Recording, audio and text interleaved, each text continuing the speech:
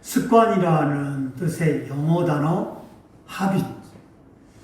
하비트는 수도사의 옷을 뜻하는 하비투스에서 유래했습니다. 습관과 수도사들이 입던 옷이 무슨 상관일까? 연관성이 없어 보입니다. 그런데 수도사들의 일상을 보면 저절로 고개가 끄덕여집니다. 수도사들은 아침이 되면 일어나 모여서 함께 기도를 합니다. 아침 식사를 하고 각자 맡은 곳에서 노동을 합니다.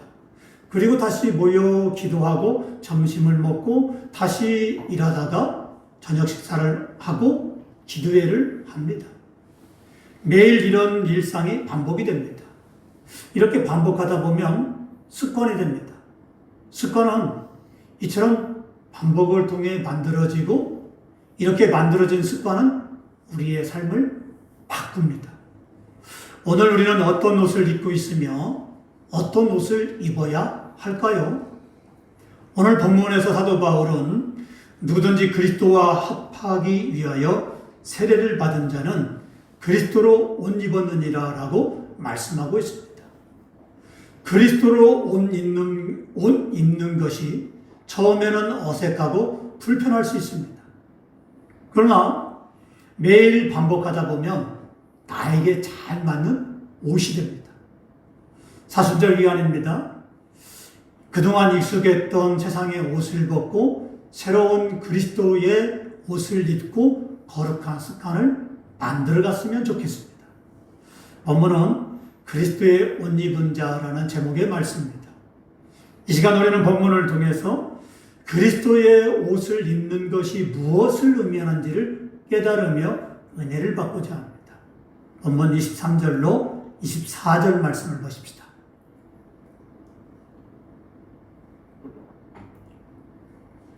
믿음이 오기 전에 우리는 율법 아래에 매인바되고 계시될 믿음의 때까지 갇혔느니라.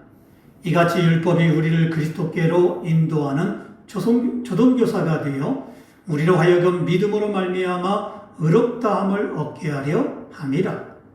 여기서 믿음으로 말미암아 의롭다함을 얻게 함이라, 이 말씀이 참 중요합니다. 사람이 믿음으로 말미암아 의롭게 된다는 것입니다. 그러면 왜 사람이 의롭게 되는 것이 필요할까요? 의롭게 되어진 의인만 구원을 받을 수 있기 때문에 그렇습니다. 그러면 사람이 무엇으로 의롭게 될까요? 예수님을 믿는 그 믿음으로 말미암아 의롭게 됩니다. 그러므로 우리가 예수님을 믿는 그 믿음으로 말미암아 의롭게 되지 못하면 절대 어떤 방법으로도 구원을 받을 수 없어요. 율법으로는 의롭다 될 수 없습니다. 인생을 살면서 단 한 번도 뒤집지 않고 거짓말도 하지 않고 욕 한마디 하지 않고 착하게 사는 것이 율법이에요. 이런 율법 아래 살았다 해서 구원을 받을 수 있는 것이 아니에요. 왜냐하면 사람은 태어나면서부터 죄인이기 때문에 그렇습니다. 아담의 자손으로 사는 사람은 모두 죄인입니다. 아담의 자손이 누굽니까? 인류입니다. 우리들입니다. 이런 우리는 믿음이 오기 전에 율법 아래 매인바 되어 살았습니다. 죽음에 대한 두려움, 어떤 잘못에 대한 심판의 두려움, 인과응보에 대한 두려움, 바로 이것이 율법 아래에 매인바된 삶입니다. 희한하게도 사람이 잘못하게 되면요, 인과응보, 뿌린 대로 거둔다고요. 죄를 지은 대로 거둡니다. 진짜 그래요. 그 당시 잘못했을 때, 죄를 지을 때는 달콤하고 아무렇지도 않죠. 하나님이 없는 듯 보이고 내 마음대로 사니까 뭐 괜찮다고, 그 당시에는 괜찮습니다. 근데요, 참 희한하게도요, 세월이 흘러가면서 하나님이 심판하세요. 이게 무서운 거예요. 바로 우리는 어떻게 보면은 이런 죽음에 대한 두려움, 어떤 잘못에 대한 심판에 대한 두려움, 인과응보에 대한 두려움, 바로 그런 두려움 속에 살아간지도 모릅니다. 바로 이것이 율법에 매인받은 자의 삶이라는 것입니다. 언제까지 이런 삶을 산다는 것입니까? 믿음이 오기 전까지. 그럼 믿음이 오기 전에는 무슨 뜻일까요? 믿음이 오기 전이라는 말은 예수님이 오기 전이라는 말이에요. 자, 그러면 예수님이 오시기 전까지는 사람들이 율법의 형벌, 율법의 공포, 율법의 두려움 속에 살았습니다. 자, 오늘날에도 율법 아래 사는 사람이 있는가 하면 믿음 안에 사는 사람이 있습니다. 그렇잖아요. 우리가 어떤 인과응보의 두려움, 어떤 잘못에 대한 심판에 대한 두려움, 그러니까 우리가 이런 삶이 있고 저런 삶이 있어요.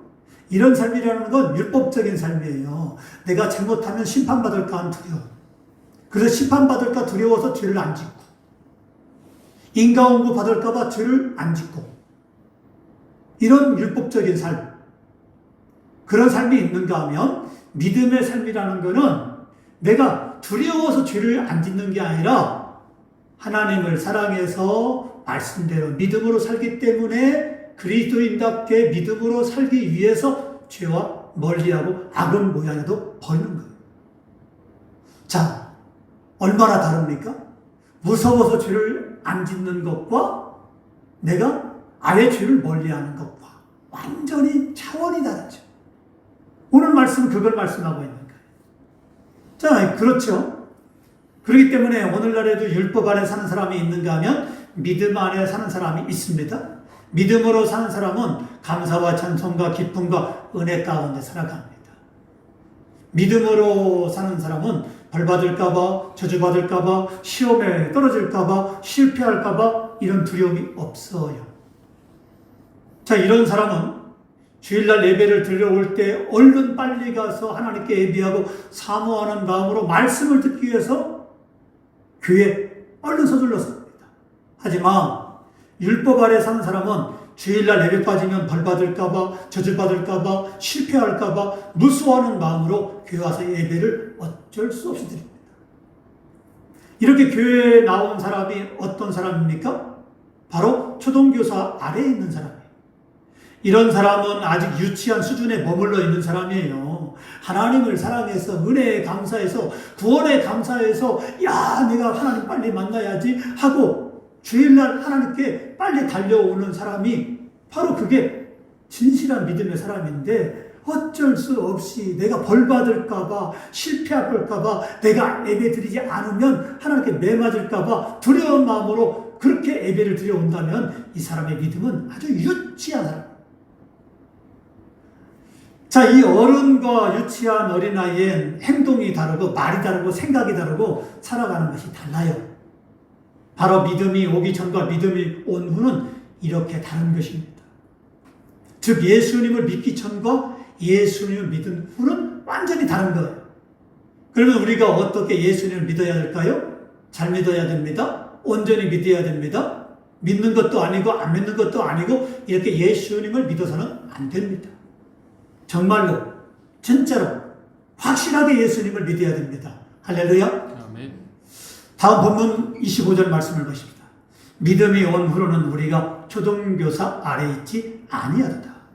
어린아이 때와 학생 때는 부모와 선생님의 지도 아래 통제 아래 자유를 제한받으면서 감독을 받고 교육을 받으며 살아갑니다. 그죠? 자, 그래서 학교에 가면 이렇게 해라 저렇게 해라 선생님이 일일이 다 간섭하고요. 못하면 꾸중을 듣고요. 잘못하면 벌을 받게 됩니다. 집에도 마찬가지죠. 엄마 아빠가 어린아이 때 그 성인이 되기 전까지 이렇게 해라 저렇게 해라 일일이 다 간섭합니다. 아이들이 간섭받는 게 싫죠. 특히 중2 중학교 들어가면. 자, 근데요 어쩔 수 없어요. 왜냐하면 성인이 되기 전까지는 바로 이제는 엄마 아빠 선생님의 통제를 받아야 돼요. 왜? 아직 미숙하기 때문에. 혼자 힘으로는 못 살아가요. 내 힘으로 살아갔지만 절대 안 돼요. 그렇기 때문에 모든 걸 다 자기가 알아서 할 나이가 되기 전까지는 이렇게 해라, 저렇게 해라, 양말을 신어라, 밥 먹어라, 세수하라, 샤워해라. 다 간섭합니다. 자, 그리고 또 못하면 꾸중을 들어요. 그러죠? 또 공부도 열심히 잘 하라고 강요도 받습니다. 자, 왜 이렇게 간섭을 받아야 될까요? 아직 유치하고 미숙해서 스스로 결정하고 자신의 인생을 살아갈 수 없기 때문에 그래요. 그러면 이 어린아이들, 이 아직 미숙한 단계에 있는 사람들은 부모의 말에 순종해야 돼. 자기 생각과 다르다 할지라도 부모가 결정하고 부모가 말한 거에 대해서 순종해야 돼요. 그래야만 됩니다. 그러나 대학교에 들어가서 성인이 되면 이야기는 달라집니다. 이때부터는 성인이기 때문에 누구의 간섭이나 감독이나 지시를 받지 않고 살게 됩니다. 아이들이 그러죠. 그렇기 때문에 빨리 어른 되고 싶다. 하지만 이게 어른이 되어서 자기가 다 알아서 하는 게 좋은 것 같지만 사실은 자신의 행동에 대해서 자신 스스로 책임을 져야 됩니다. 책임이라는 게 뒤따라요. 무거워집니다. 내가 잘못 책임인 것에 대해서는 다 책임을 져야 돼. 그러니까 성인이 되기 전까지는 부모가 다 책임져줘요. 잘못된 거나 이것이나 저것이나 다 책임져줍니다. 하지만 성인이 된 후에는 스스로가 책임을 져야 돼요. 훨씬 인생이 어려워져요. 어린아이 때나 학생 때는 부모가 인생을 책임져줍니다. 하지만 성인이 되면 본인 스스로 모든 것을 책임져 살아야 됩니다. 다 큰 어른이 되어서 성인이 되면 자유함이 있습니다. 바로 믿음이란 이런 것입니다. 그러므로 우리는 그리스도의 장성한 분량에 이르기까지 성숙하고 성장한 어른 같은 믿음으로 살아야 됩니다. 그런데 유치하게 어린아이같이 믿음 생활을 하려고 하는 사람이 있습니다. 우리 교회는 그런 분이 없어요. 하지만 제가 다른 교회에서 목회할 때 장로님이나 권사님이 자기가 헌금을 했는데 이 헌금한 이름이 주부에 빠져 있다고 목사님을 찾아와서 왜 자신의 이름을 뺐냐고 기분 나쁘다고 따지는 분도 있었습니다. 또 어떤 분은 교회에서 봉사하고 헌신한 자신의 열심을 몰라준다고 교회 나오네 안 나오네 이렇게 삐지는 분들도 있었어요. 우리가 생각할 때 어떻게 그런 분이 있을까라고 하지만 실제 있었던 실화입니다. 이런 사람은 아직 믿음이 어린아이 수준에 머물러 있는 사람이에요.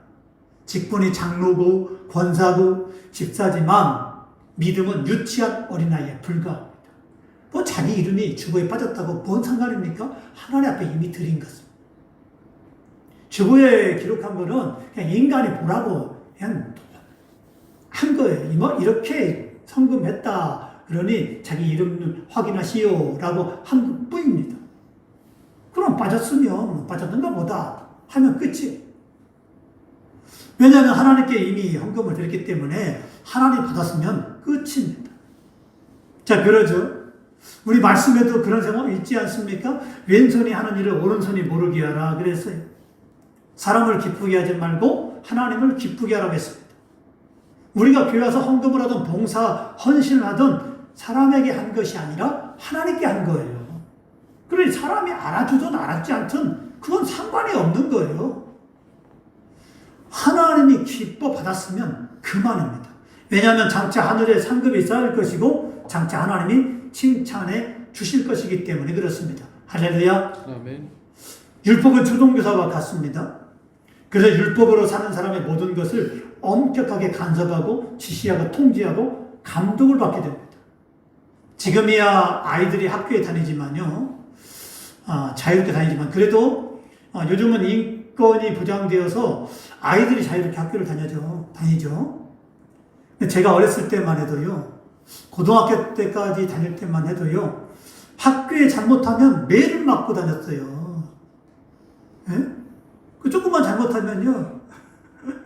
선생님이 너 나와. 엎드려. 해가지고 티거리 자르고요. 종아리를 맞아. 허벅지를 맞아. 그럼 얼마나 아프다고 해요.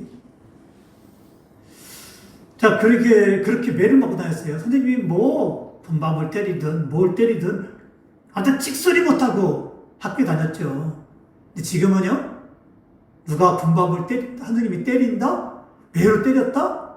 큰일 나요. 예? 그러죠? 잘못한 선생님 고발당합니다.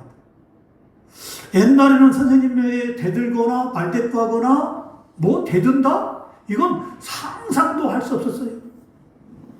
이에 비하면 요즘은 너무나 학교 다니기 편합니다. 조선시대 우리나라에서도 잘 사는 양반집에서는요, 그 가문의 자제, 도령이라고 하죠. 이 자제를 가르치기 위해서 훈장 선생님을 자기 집에 두었어요. 이 훈장 선생님은 아이를 맡아서 그를 가르치고 세상을 살아가는 애법을 가르칩니다. 가르치다가 잘못하게 되면 이놈! 하면서 매로 종아리를 때리기도 했어요.